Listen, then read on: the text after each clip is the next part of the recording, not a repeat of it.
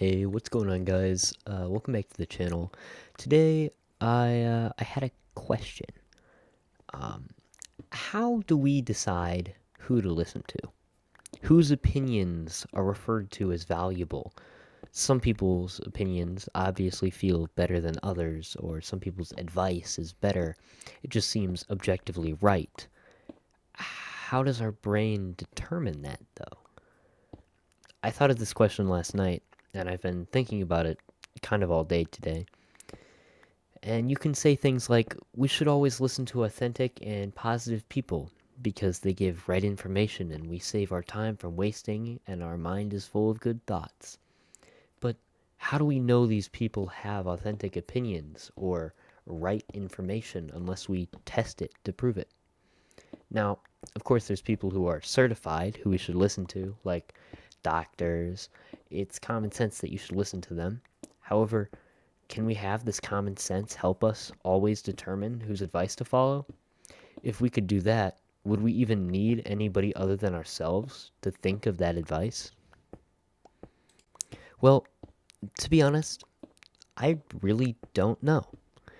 So I made a post on Reddit about it. And through my responses, I've got a few different ideas that I've kind of compiled together into my own one idea that I would like to share with you. So, to deal with that first thing of like who's certified to give advice, when we ask for advice, it's important to check if the person's been through what we're dealing with and came out well. They came out okay on the other side. Learning from their mistakes can be super helpful. It doesn't really make much sense to ask someone stuck in the same problem as us for advice because obviously, how could you get out of it if they can't, using their logic? However, there are sometimes cases where that's wrong, like that one single friend who gives great dating advice, which I'm sure we all have, and some of us might have even been at one point. And that's where our emotions come into play. We, as a species, as humans, have emotions, and we have very complex emotions which help with our decision making.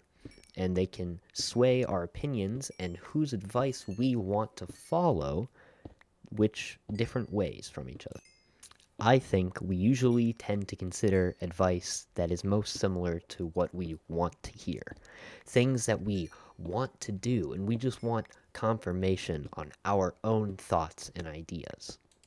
This, however, might not always be the best advice, but it might still feel like the best advice to you because it's something that you thought of first.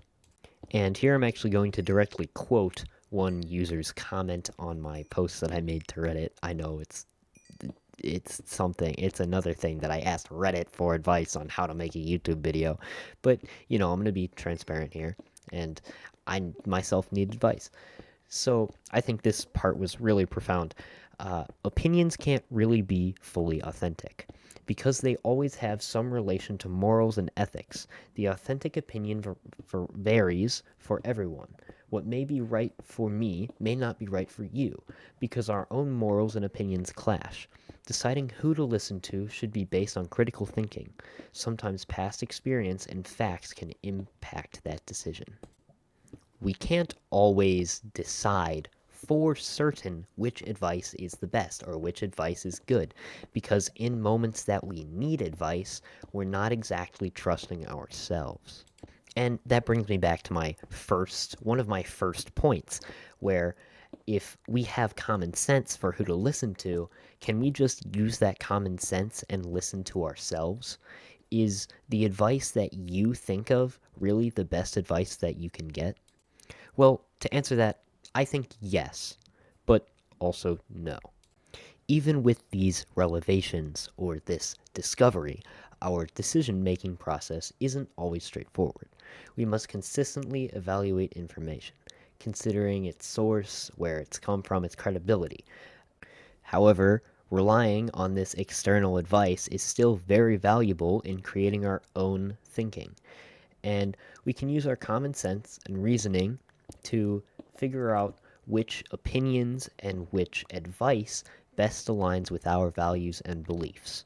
So, Our own common sense is tied to our beliefs, which gives us the answer to our question, what is the best advice, or what makes the best advice the best? And the answer to that question is you. You make the best advice. You decide what advice is the best based on what matters to you.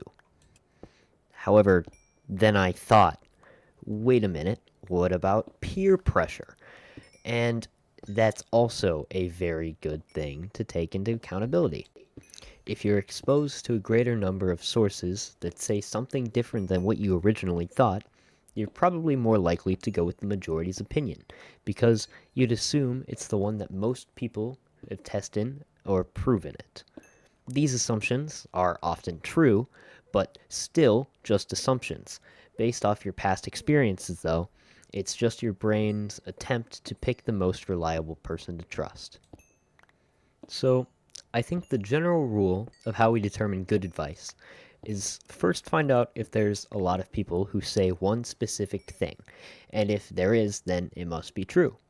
If there isn't, and a bunch of different people are just saying a bunch of different things, then your brain just kind of chooses a piece of advice that aligns most with your opinions and personal values. That, ladies and gentlemen, is my conclusion. And so I guess this comment was right. Whoever you want to. Thanks for watching.